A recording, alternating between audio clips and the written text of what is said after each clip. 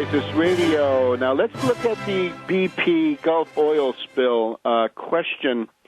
The potential here is that the tremendous public furor about this outrageous situation can be used to shift U.S. public opinion against financial globalization. One of the main tenets of financial globalization, as preached by Soros and others, is that foreign companies can come into your country and loot your natural resources without any regulation on them, or very little pro forma regulation. Not just hot money can come around, but foreign companies can come in and loot you. Think of those Spanish predators that have bought the Ohio Turnpike and the Indiana Turnpike and the rest of it, right? This is the essence of globalization. Foreign finance oligarchs who come in and prey and feast on your flesh. Now, the fact that British Petroleum, BP, is this foreign corporation, it is the Anglo-Iranian oil company, right? Starts at the Abadan refinery and the Karg Island terminal. It's what the British had in their sphere of influence in Iran, which they occupied during World War II, is a golden opportunity because it allows the entire thing to be framed in terms of a need to return to protectionism, mercantilism, and dirigism, as I would say. So we've got the potential of a huge backlash against economic globalization, and because now of the struggle about will BP be able to pay its liabilities to all the victims that it has inflicted damage on, there is a threat to the subservience of the U.S., the U.S.-British special relationship. Now, let me just say a word about this special relationship. People, because of the low levels of political understanding in our time, people seem to have the idea, and the British love to, people like Clegg and Cameron to some extent, but mainly Clegg, have tried to cater to this, right? Back during the time of Tony Blair, that Tony Blair was Bush's lapdog. Well, no, I think it's the other way around. I think that Bush, the cretin, the moron, was led around by his nose by the wily schemer Tony Blair. It's not that the U.S. was making policy for Britain, but that Tony Blair was making policy for the U.S., and then that policy came back to Britain, I guess, in the second phase. Remember, in 1990, you can see it documented in my book, the unauthorized biography of George Bush the Elder. Bush the Elder, Mad Dog Bush the Elder, was very shaky about whether he would attack Iraq in Kuwait, right after the Iraqis took over Kuwait. There was a real moment when Bush said, do I really want to do this? Looking back at Lyndon B. Johnson, look what happened to him. Looking back at Nixon, what happened to him. Is it really wise to engage in a lunatic foreign adventure? Thatcher came in and she boasted, right? Thatcher, this harpy, this absolutely repulsive individual, came in and basically beat Bush the Elder over the head with her famous sadistic, sadomasochistic pocketbook.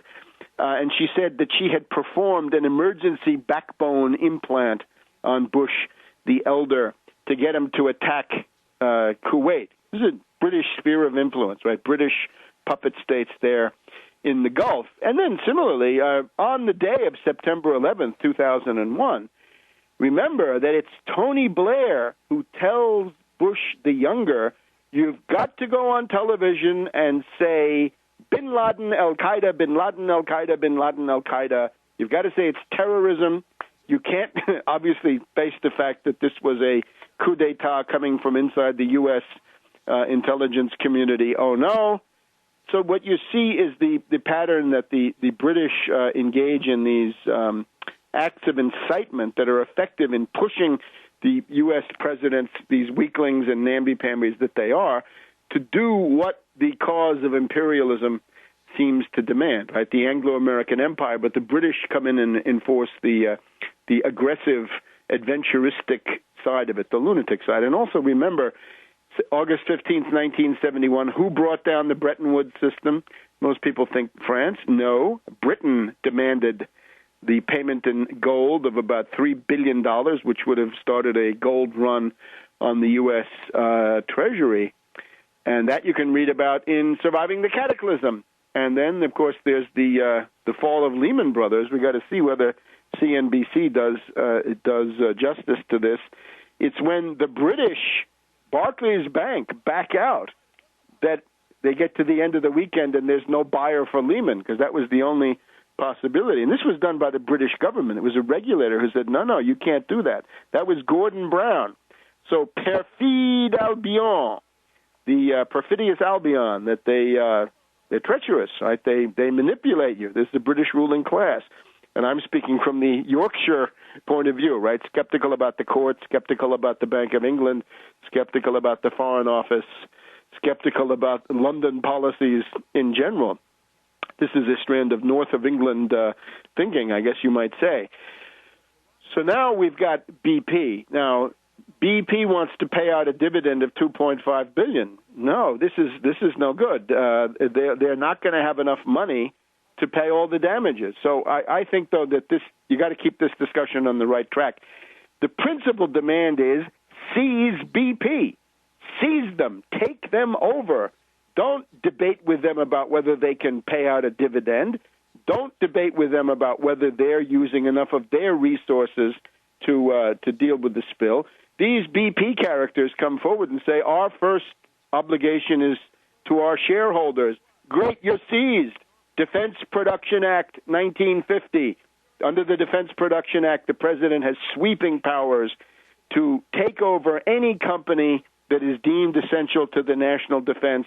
We do have a state of emergency, thanks to Mad Dog Bush the Younger and the Congress in September 2001. We've got a continuous state of emergency. Everything is there. Invoke the Defense Production Act, seize BP, commandeer their resources, force them to use all of the tankers that they have. Naturally, the part you can seize is BP North America. And you better do that quickly, because they're undoubtedly squirreling resources out of BP North America. And will they send their ships from the North Sea? Well, if they ever want to see BP North America again, I guess they better send them over. You can see the problem that you're in. And naturally, this is causing problems, right? We saw Stuart Varney, the British commentator, this former sidekick of Lou Dobbs, on Fox News. He's on the Fox Business Channel. And there's Stuart Varney saying, this is an outrageous interference in the affairs of a private company. Yeah, the BP shareholders, well, I'm afraid their interests have got to be subordinated to the national interest of the United States. Now, this used to be the fourth largest corporation in the world. They've since their stock price has been beaten down by about a half. Whose fault is that but their own? Next time, don't bring in Halliburton. Don't try to save money on the fluids that you use in the process. And above all, don't try to save money on the blowout protectors, and don't try to chisel. And we know that BP has the worst record of any major oil company, right? We had that Texas refinery explosion where people got killed. The track record of BP is one of insolence, arrogance, flagrant flaunting of U.S. law, flagrant violations of the U.S. public interest. Now it's time to make them pay. Let's seize BP. We have Robert Reich, a very mild Keynesian, not even much of a Keynesian, but some kind of left of center, I would hope.